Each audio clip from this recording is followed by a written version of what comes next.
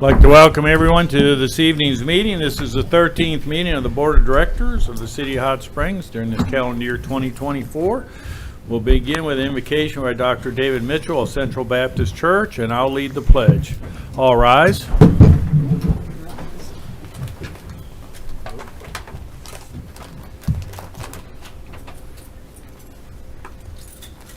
Before I pray, could I make a comment? Please. Today's my birthday. And I chose to celebrate it with you guys, so I hope you appreciate that. 74 years, and the Lord has blessed me. This is the first time in 55 years of ministry I've had an opportunity to do this, so thank you for that. And then the other thing is our church, Central Baptist, is celebrating our 100th anniversary this Sunday. So it's a special day to be here for me, so thank you. Okay, let's pray. Heavenly Father, thank you. You have blessed us so much. You poured out your grace and mercy upon us. We are overwhelmed, and thank you for that. Father, at this opportunity, I pray for the leadership of our city, the important decisions that had to be made. Father, to work together for the good of our community, for the help and well-being of our citizens. And Father, for our community to know that your grace and mercy has been poured out on us. I pray for the leadership. I pray, Father, that you give understanding and wisdom and comprehension of your grace towards their life and towards our community. And Father, I pray you would just bless those who are here that might have concerns on their heart, matters of family or other things that are pressing upon them. I pray, Father, that you would give to them a special portion of your grace to help them through this time. Thank you, Father, for this opportunity, and I pray you'd be glorified in all things. In Jesus' name we pray. Amen. Amen. Please join me in the pledge. I pledge allegiance to the flag of the United States of America and to the republic for which it stands, one nation, under God, indivisible, with liberty and justice for all.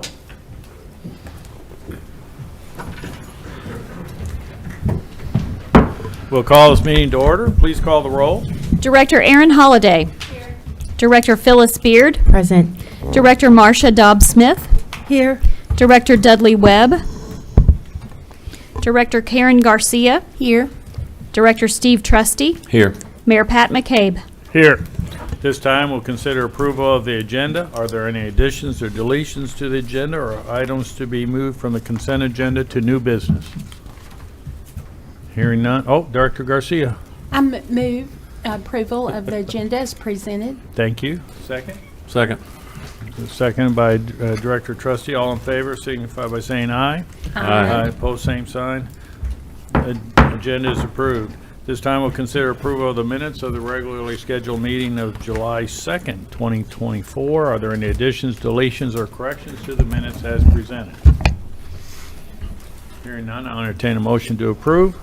So moved. Director Dobbs-Smith, seconded by Second. Director Holliday. All in favor signify by saying aye. Aye. Opposed, same sign. Minutes are approved. Recognition of guests. You're all our guests, but directors, you have any special guests out there? Moving on, we'll go on to the city manager's report. Mr. Bill Burrow. Thank you, Mayor, members of the board. I want to start off with free Narcan training. The Hot Springs Police Department's overdose response team is hosting a free community Narcan training at 6 p.m. on Thursday, July the 25th. A box of Narcan will be given to each participant upon completion. All are welcome to attend. Please call our peer recovery specialist, Carrie Montgomery, at the police station at 501-321-6789, extension 7724. You can also find that on our website. To reserve a seat, seating will be limited, so if you're interested in that, please get in touch with Ms. Montgomery and get that scheduled. Next, I want to talk about a fundraising event, one that I don't typically talk about, but this is a special one. This is Tip a Cop fundraiser event. The Hot Springs Police Department is participating in the annual Tip a Cop fundraiser event from 5 to 9 p.m. on Thursday, July the 18th. That's this Thursday at Longhorn Steakhouse, 1470 Higdon Ferry Road. All proceeds will go to Special Olympics Arkansas. Last year, our Hot Springs Police Department had the highest grossing event in the state. So very proud of that and really appreciate our officers and our police department there doing that good. We had several new hires since our last meeting. Andrea Kelly Phillips in Solid Waste, Joe Telekia in Intercity Transit, Ann Sarr, also a driver in Intercity Transit, and then Chazare Johnson as a commercial helper driver in the Solid Waste. We also had several promotions. Ben Mitchell promoted to police sergeant, Chad Ford was promoted to police corporal, and then Mike Tosca, long-term employee with Mike Tosca in our utilities department. He's been promoted to the utilities maintenance controller. So want to congratulate them on their new assignments in new ranks. Engineering, the Gulfa Basin Wet Weather Pump Station. Want to talk a little bit about Gulfa. That continues to be on a lot of minds, and I see a lot of posts. The Gulfa Basin Wet Weather Pump Station is 22 million gallons a day. It's being constructed by Max Foot Construction as part of our CMAR contract. It's scheduled for completion in July of 2025. Coakley Company has completed the new 24-inch Gulfa Basin Pump Station force main. That's the 24-inch to our current pump station that's there now. As you know, we had a failure in the 1974 20-inch existing force main, and this 24-inch has replaced that, and it is now connected. The new 30-inch wet weather pump station force main, which is phase one of that force main for the new pump station that's being built, is being constructed by Coakley Company. It's scheduled for completion in October of this year. Phase two of that Gulf of Force main will be a 36-inch pipe, and it's scheduled to bid on August the 26th of this year. The completion of phase two of the Gulf of Force main will be approximately April of 2025. Phase two of the Gulf of Basin Force main, it's 90,000 feet of 36-inch PVC pipe. It'll go from around the Humphreys Road area all the way to the Davidson Drive plant. So once those are in place, we'll have two pump stations, basically what we will refer to as a dry weather and a wet weather pump station. We'll continue to use our existing pump station for dry weather events, but when we have those wet weather events, this new pump station and force main will help us take care of that. You know, these dates, you know, they're so far out there, or I say so far, I mean 2025 will be here before we know it, but these are major projects and a lot of things could happen during that time. These are the best dates that we have today. So far, we've been ahead of schedule on the projects that Coakley Company has embarked upon. Max Foot is doing a great job. If you've been out that way, you've seen the pump station being built. It's really taken shape, but anything could happen along the way. But those are our best estimates of time frames currently. Appreciate the work that all are doing on that. It's very important. We will see a dramatic decrease in any type of overflows just from the 24-inch that we got connected on July the 2nd. Our 2023 annual comprehensive financial report has been completed. Want to congratulate Karen and her staff. That is a behemoth project, and I know that you're glad to get that behind you, and we've got that now, and it's available on our city's website. You can get there at cityhs.net/finance, or go to the finance page, and you'll be able to see our comprehensive financial report for 2023. Valley Street Skateboard Park, if you haven't been down that way lately, we've completely repainted the skateboard park. It looks great. We've removed some of the fence barrier that it had. We've got a shade kite that's being installed this week. I think they set the poles yesterday, and the kite should be up sometime by Friday. It's going to cover at least the northern section of the skateboard park. And days like today, if you're out there on a skateboard, you'll appreciate that shade kite. So glad to see those things taking shape and getting those. I mean, that area down there with the new bathroom, Velocity Park, the upgrades that we've done to the skateboard park, it's really looking very good around that Valley and Runyon area.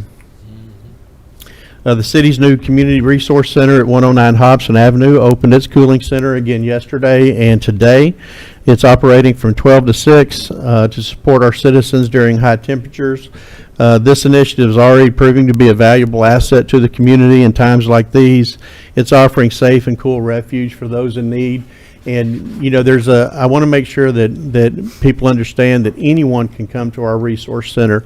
You don't have to be homeless to come to our center. We've had several families that have come. And it's really nice to go in that environment and see those volunteers that are currently working, feeding and snacks and just making sure that those that are attending the resource center has the ability to stay cool. Some of those we're familiar with and they're able to continue their casework with. So that's been refreshing to hear as well. We spoke about out-of-state travel and specifically Japan travel, Hanamaki, that's coming up. I don't believe it takes board action, but I did want to make the board aware that we'll be transferring enough funds out of the reserve that's budgeted in the 2024 budget already. It will not take a budget amendment. We'll be sending Ron Seavright, our Public Works Director, and Courtney Kaiser, our Public Information Director, to Japan in September. And they'll have a cultural exchange as well as some of the other things that they'll partake in. But we look forward to Ron being able to spend time with the Public Works Director, that counterpart in Japan, as well as Courtney. Mayor, that completes my report. Very good. Thank you. This time we'll move into announcements from individual directors regarding upcoming events. Any director have an upcoming event they'd like the public to be aware of? Director Garcia. I wanted to make everyone aware of, on July 18th, the Alzheimer's Arkansas is hosting a caregiver workshop out at National Park College at the Student Commons Center located at 101 College Drive, and it begins at 8:30 to 3 p.m. And if you're a caregiver or you have anyone in your family that is suffering with Alzheimer's, I highly recommend this. Very good. Thank you. Any other announcements? Director Holliday. Thank you. I have a couple the first week of August. First of all, first Friday, as we all know, is Gallery Walk every month. And this year on August 2nd, it's the 35th anniversary of Gallery Walk. So there has been a Gallery Walk consistently for 35 years. Even during COVID, they did virtual Gallery Walk when the businesses weren't officially open to the public. So please, every month support Gallery Walk, but specifically, 35 years in our small community, I think is something to be really excited and proud of. And then the next day, we have Stuff the Bus. This is the annual school supplies drive that's done by United Way of the Washtenaws. So at every Walmart location here, Central Avenue, Albert Pike, and at Hot Springs Village, you can go and literally stuff a school bus with supplies that you buy, and then United Way of the Washtenaws will distribute those to families in need in advance of the beginning of school. So that's it. Thank you. Was there a specific date on Stuff the Bus? Yes, it's Saturday, August 3rd, and they start at 8 a.m. Okay. Thank you. Any other announcements? Hearing none, we'll move on to the consent agenda. These are of a routine nature that do not merit individual discussion. So I'll entertain a motion to approve the consent agenda as presented. So moved. Director Second. Trustee, seconded by Director Garcia. All in favor, signify by saying aye. Aye. Aye, opposed, same sign. Consent agenda is adopted. We have a very short agenda today, but a very worthy topic. Under new business, we'll consider ordinance O-24-22, and I'll entertain a motion to suspend the rules and read by title. So moved. Director Dobbs-Smith, seconded by Director Garcia. Have a motion and a second to suspend the rules and read by title only. All those in favor signify by saying aye. Aye. Opposed, same sign. Please read by title. Ordinance O-24-22, an ordinance amending Title 10, Chapter 7 of the Hot Springs Code by adopting new parking rates as part of the Hot Springs Parking Management and Implementation Plan, and for other purposes. That concludes your reading, Mayor. If you would entertain a motion second to adopt. Motion to adopt. So moved. Director Garcia. Staff report will be provided by Lance Spitzer, Deputy City Manager. Welcome. Thank you, Mayor. Good evening, board members. The item before you this evening is to upgrade and update the city's parking rates, parking program overall. Obviously, the parking rates that are in place, they've been in place since about 2007, 2008. So obviously they're quite aged. They come with quite aged technology as well. Those are coin-operated meters that make up the bulk of the city's paid parking program. We've got about 300 of those. So what we're proposing as part of the parking plan will be to offer tiered rates in addition to some technology enhancements, which the board has already approved a contract with IPS for those parking kiosks and parking application, parking app, mobile app to go along with this parking plan. So this evening deals specifically with parking rates. All told, we're looking at just under 1,000 parking spaces to transition them into this paid parking plan. So to start off, the priority parking is as it sounds, the 300 spaces, and we are looking at $2 per hour for a maximum parking session of 2 hours per session. And I think, I think Harmony just put the map up, which it's kind of difficult to see, but the priority parking is shaded in red. And as denoted, that those are generally your Central Avenue, cross streets, Court Street, Reserve, Spring, for that 300 total spaces approximately. And then moving on next is secondary parking, which is as it sounds. That is a little further off the Central Avenue, Ouachita kind of business core. We try to keep those on our surface lots. Craighead lot just behind us here, Bridge Street lot, Exchange Street lot, the Church Street lot newly acquired. Those come in at $1 per hour. We do not have a time limit set on those. So those are meant for longer term opportunities for parking. And that really kind of makes up the bulk of the paid parking program. Additionally, we have a tremendous amount of unregulated. The city really, as part of that Walker's parking plan, identified a little over 3,300 parking spaces in total. So that's public and private. So we're really taking about a third of the total parking that is city publicly owned and transitioning that into this paid parking program. A couple of the points to make. The enforcement period will be 6 days per week. It'll go from 8 a.m. to 8 p.m. And those enforcement days are what we're intending to capture most of the traffic that for the users. But a few things to note as well on the map. We obviously know that this map may not be absolutely perfect. It is scalable. So obviously, if there needs to be adjustments, we can bring those back to the board of directors. This map mirrors pretty closely the Walker parking study that was circulated throughout 22 and then finally presented in 2023. The Walker parking study really looked at, you're talking about usage and occupancy and things like that.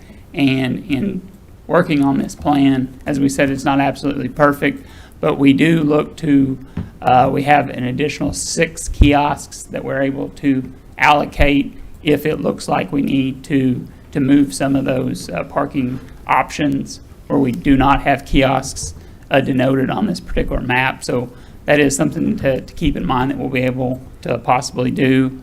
Additionally, we've got throughout the parking study area, we had about 64 ADA spaces, and obviously as we understand a little bit more about usage and allocating those spaces, we'll be reviewing that as well to see if we need to transition some of those spaces in different locations.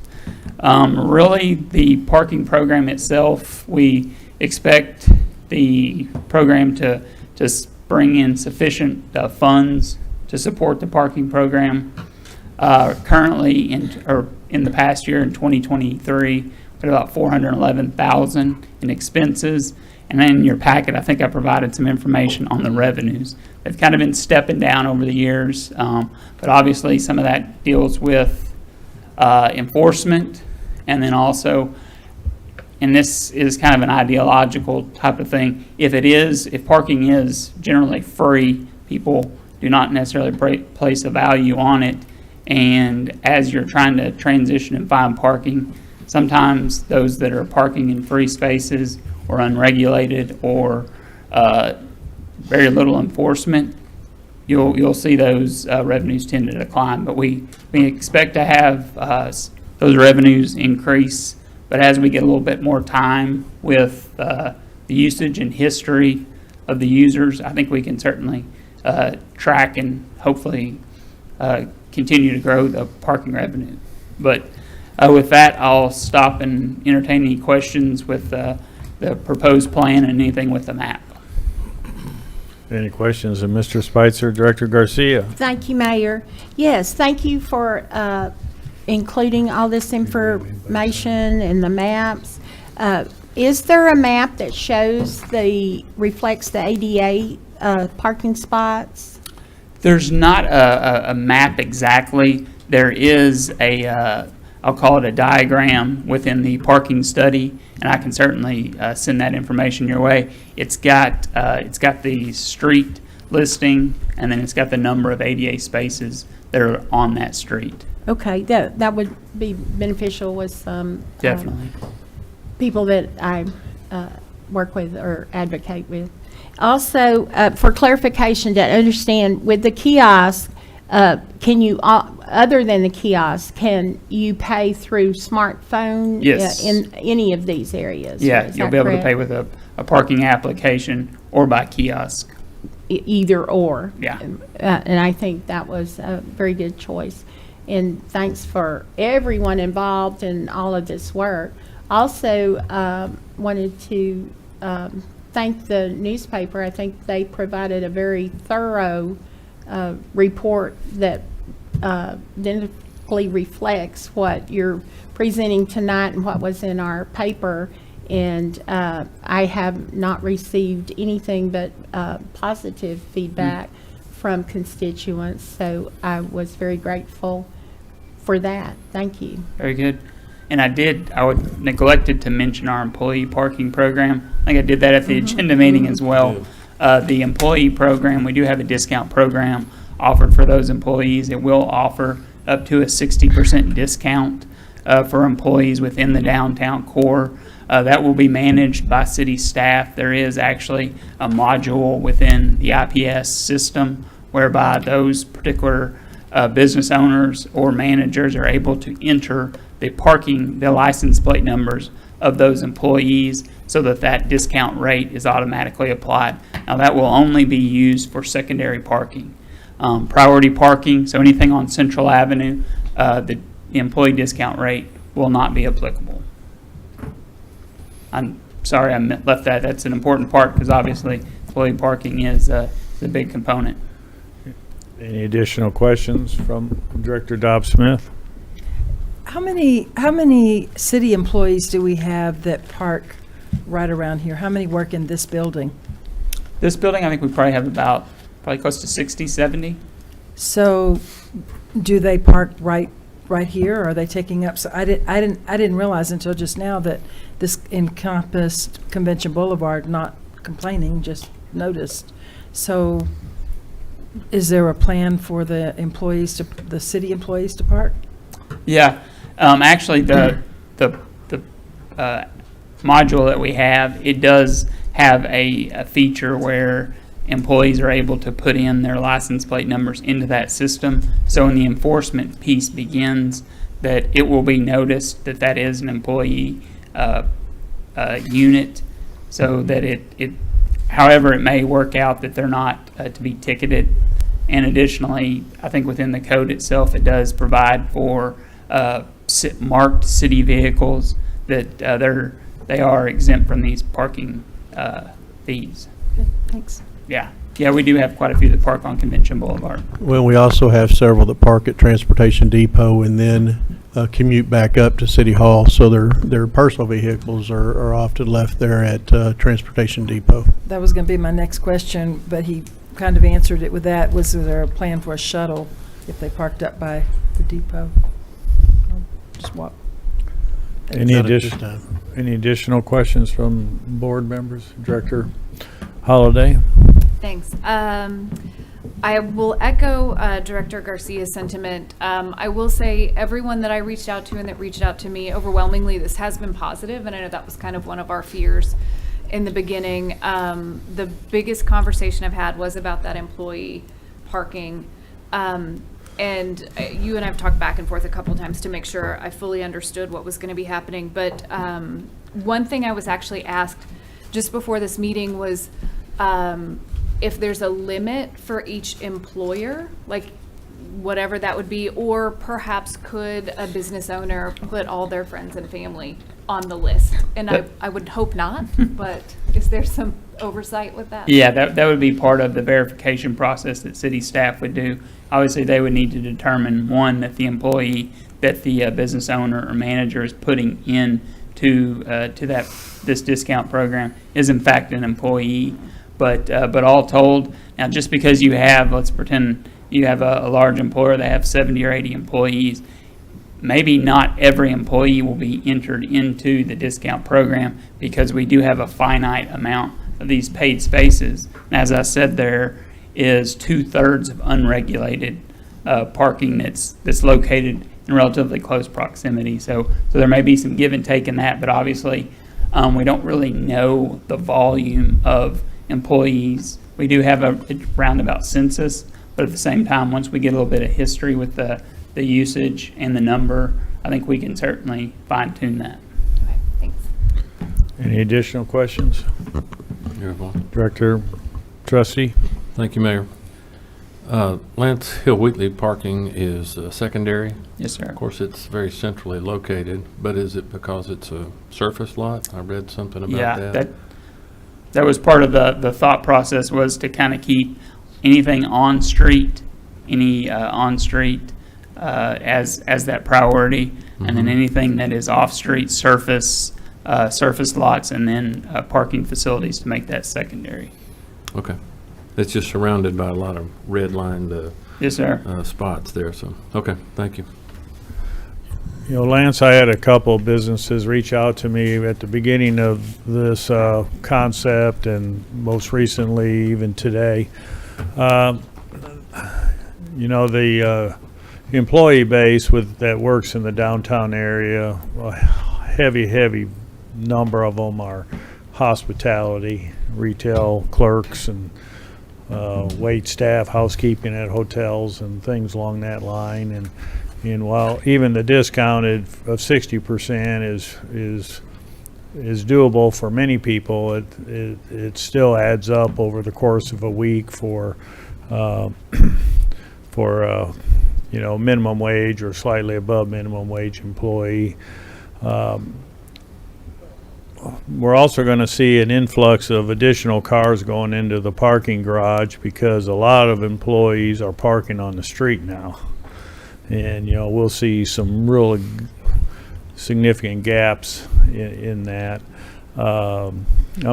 Basically more parking available on the street than what we've had in the past, where cars would sit there for 8-10 hours. I would like consideration to to increase the percentage from 60% to 75%. I mean, it's $1, 60% off, you're paying 40 cents, 75% off, you're paying 25 cents an hour. Most of these employees are going to be working a minimum of, well, you know, if they have 8-hour shifts, you're going to have some time to move back and forth, so you're roughly 9 hours or so. So anywhere from, you know, 2 1/4 or whatever, and over a course of a week and over a course of a year, for many of these people, that would be substantial. I don't know how doable that is in your financing matrix, but it's something I'd like to have consideration. Certainly. That, you know, really when we came up with the rates, the percentages. We did look at a couple different cities. Fayetteville has one that's pretty comparable to what we're offering. I think there's maybe a little more, closer to the 75 that you mentioned. The unfortunate part is with Arkansas, there's really not a lot of paid parking programs. Generally, they're at locations with universities. So we really didn't have a lot to base that off of. And like I said earlier, as we get an idea of the number of users, that's certainly something that we can fine tune, but 75% I think is obviously something that would probably be very agreeable to the downtown merchants and the business community. Yeah. If we were to make that change, that would be on paragraph 10-7-2, parking rates and times, paragraph 4, the last sentence. Downtown rate at 60% of normal parking rate. If that change were to be made, Mayor, it only applies to the secondary lots anyway. That's correct. It's not the Yes, sir. primary. The issue of parking downtown, some of the things that I hear is, I can't park there for more than 2 hours now. Well, you couldn't park there for more than 2 hours yesterday either, Correct. but they do. It's just free. Yeah. And I also understand there'll be kind of a sweep. What was it, 8 times a day or 6 times a day? What did I read in one of? Oh, you're talking about enforcement? Enforcement. Yeah, the enforcement piece will basically be the charge of the Hot Springs Police Department, and really it will work very closely with their downtown officers. But additionally, they will have a dedicated group on enforcement. Now, the beauty of using technology the way we have it, it's not going to be something where they're standing waiting by a kiosk for this space to go over time.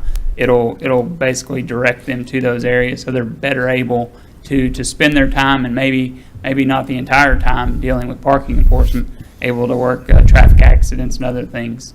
Of course, that would be under the chief's purview, but it would certainly allow them to work a little bit more efficiently than kind of watching a meter or a clock.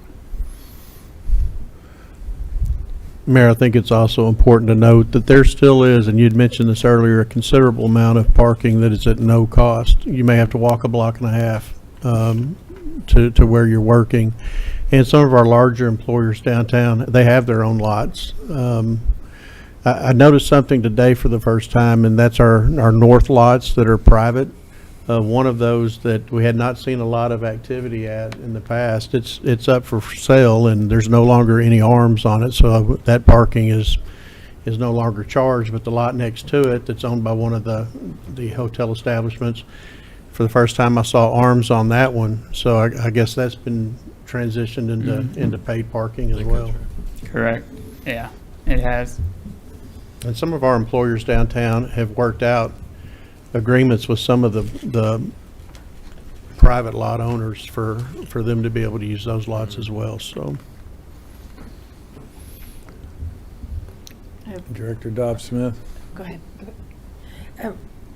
So you're saying that you would get a ticket if you didn't pay for enough? If you wanted to stay 2 hours, you thought you were going to stay 2 hours, but you ended up staying 3, you're going to get a ticket for that?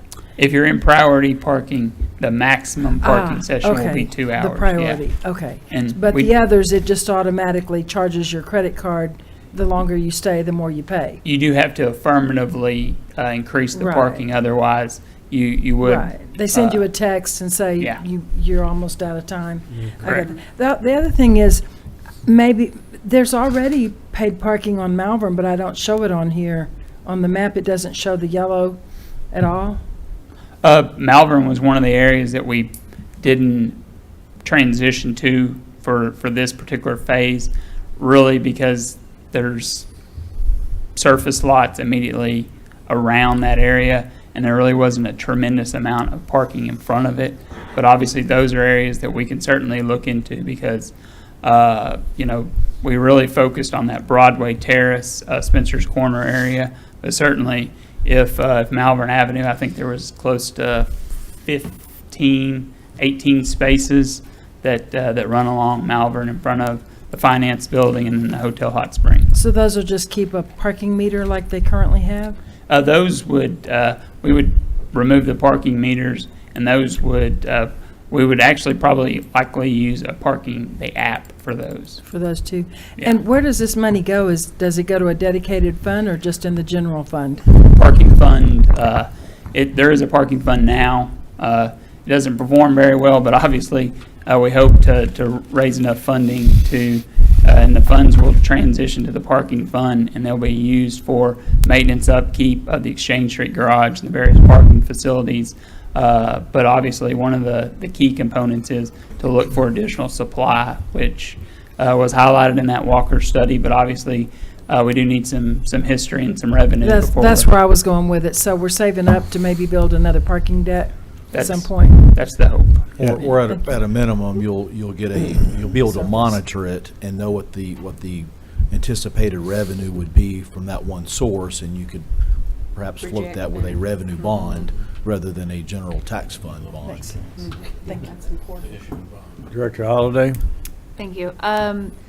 Going back to the mayor's comment about adjusting the discount, do you have in your projections, I know you said there's a conservative projection of about $1.5 million of annual revenue.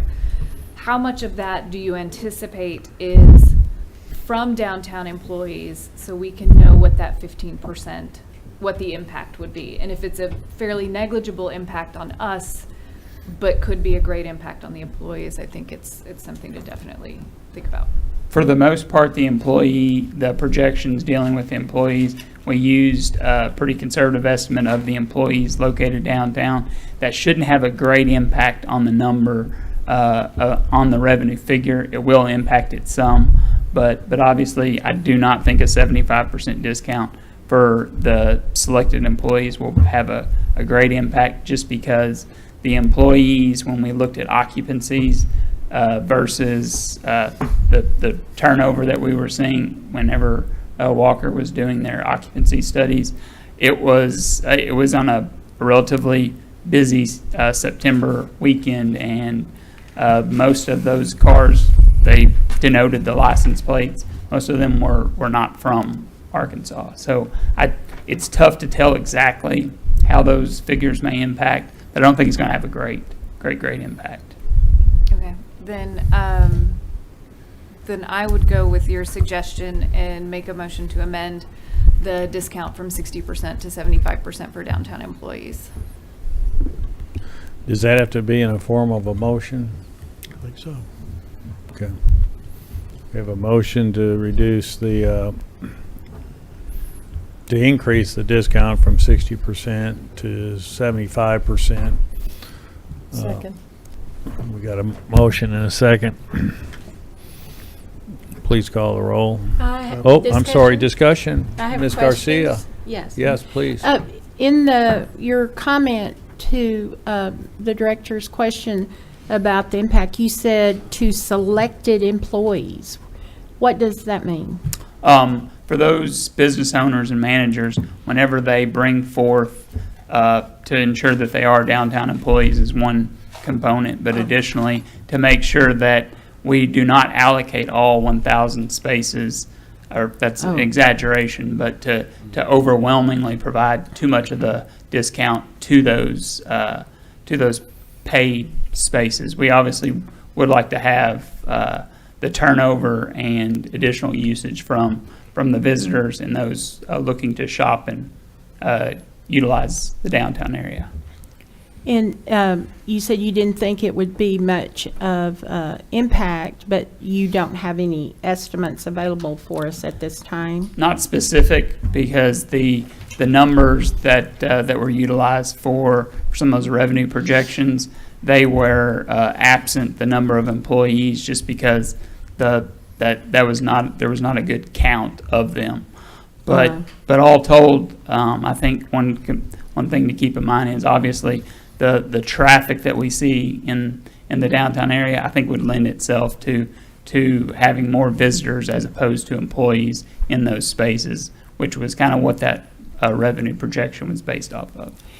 And does it make any difference in this change for the discount if the employer is paying for the parking or the employee, it would be the same, ever who is paying, right? Correct. Okay.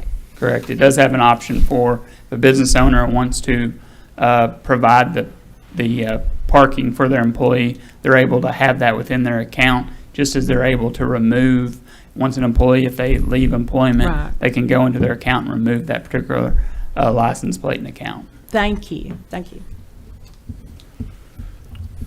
Lance, I just want to make a comment. Obviously, you said there's 1,000 spots that are secondary or the $1 an hour, and you didn't want all the downtown employees to, grab those per se, but, and I know you know this, there are 24, many of those businesses a number of them operate 24 hours a day.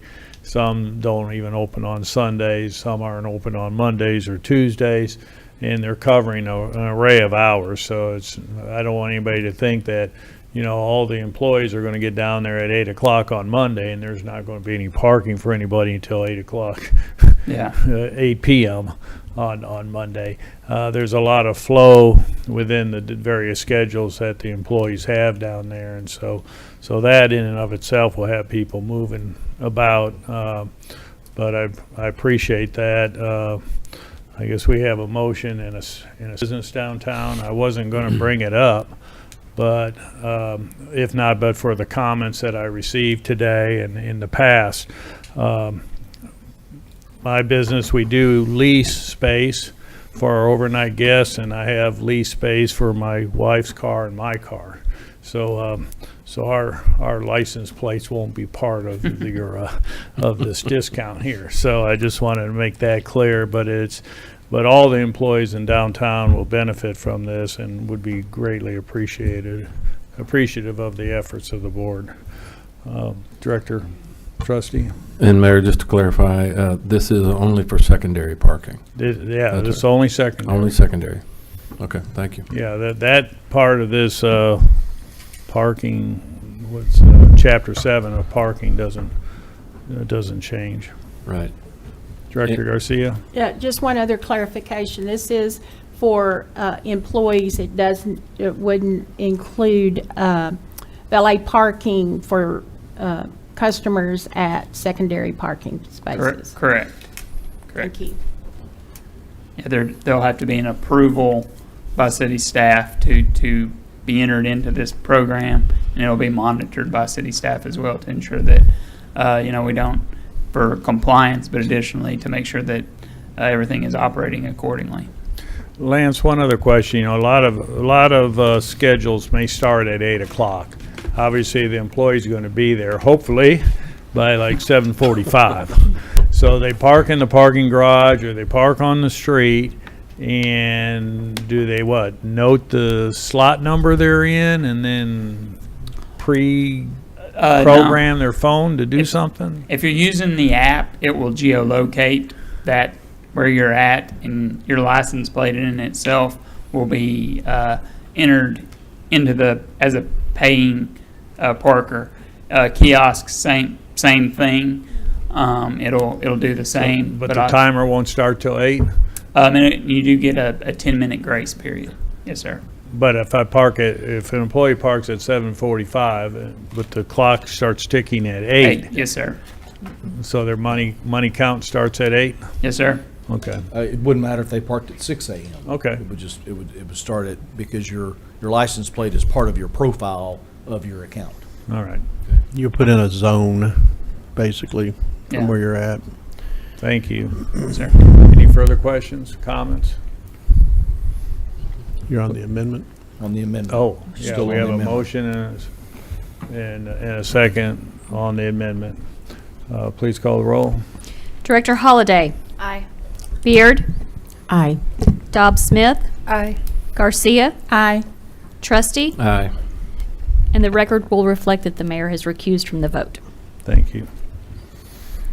Mayor, before you call the vote on the other, I just want to say, back to Director Dobbs Smith's point, we embarked on this because of the comments that we overwhelmingly heard that we don't have enough parking downtown, and the only way for us to increase that parking is to build another parking deck. And so to do that is as Mr. Albright stated, we have to have revenue in order to be able to come back at some point and pass a revenue bond to be able to build that parking deck. And that's really what this is about. It's not to build coffers within the city. It's about to have a long-range plan of improvements of the parking system. I've been here long enough to remember, hearing the stories of nobody knows where the parking deck is, nobody parks in it, it's always empty, to now we can't find a parking spot in the parking deck, we need more parking. And over time, we have looked at parking studies that go back 4 decades, and to my knowledge, not a single one of those have been implemented. So, if this passes tonight, I just commend the board on taking on this subject, because it is a difficult change, but it's one that's going to pay dividends in the future. And just really, I really want to commend the board for taking that step and looking at this issue again in 2020s versus some of those we look back that they go back to like 1971, yeah. So, but that's our goal. Okay. So we're at the approval of the ordinance as amended, correct? Correct. Please call the roll. Director Beard. Aye. Dobbs Smith. Aye. Garcia. Aye. Trustee. Aye. Holliday. Aye. Mayor McCabe. Abstain or, Okay. Record will reflect. thank you. The ordinance is adopted. That is the only action item for this evening, and now we're under Board of Directors items for discussion. Any board member have an item for discussion? Director Garcia. I'll just pass along some feedback I just received regarding some employees in our utilities department, and that was needing some of the Monty's employees came out to identify sewer lines and looking, and they actually helped them in their not just being so helpful and doing their diligent work, but providing some advice for the most proficient, efficient, and economical process to do the work that they were considering to do. And they really appreciated this and had big kudos for those gentlemen. Was Jimmy and I forgot the other guys. Jimmy Davis and Danny Burton. Yeah, Danny, Jimmy, and they bragged a lot about them and thanked Monty as well. So those guys do a lot of work in this hot weather, and I understand they went out there for these residents and business owners, and coming off of some problems where some pumps went down, and they had some emergency work to do on that, and still were very pleasant, and they just really appreciated it. Good. Any other item for discussion? I'll just close with a tidbit then. I was working earlier this week, and a prospective guest called and asked about room rentals, and then he talked about parking and what the parking options were, and I was explaining that the city's going to be implementing a paid parking program. They can do valet at XYZ costs, or try to use a parking garage or street parking. And he says, what's the cost of that today? And I said, well, there is no cost to that today, but there will be a cost in the future, but I'm not quite certain what the implementation time frame is. He says, well, I'm from Atlanta, Georgia, and I don't go anywhere without paying to park. So we're kind of maybe, I don't want to say behind the times in that, but maybe we're spoiled, and we haven't had, I know when we go on vacation, we all park. But when you come home, we park and pay. But when we come home, we just park, But But I think in the long term, you know, it'll be a good thing for us to be able to add parking with the revenue stream that's going to be generated. If there's no further business, I'll entertain a motion. Director Garcia, Thank you, Mayor. I move that we adjourn. we have a motion to adjourn. Seconded by? Second.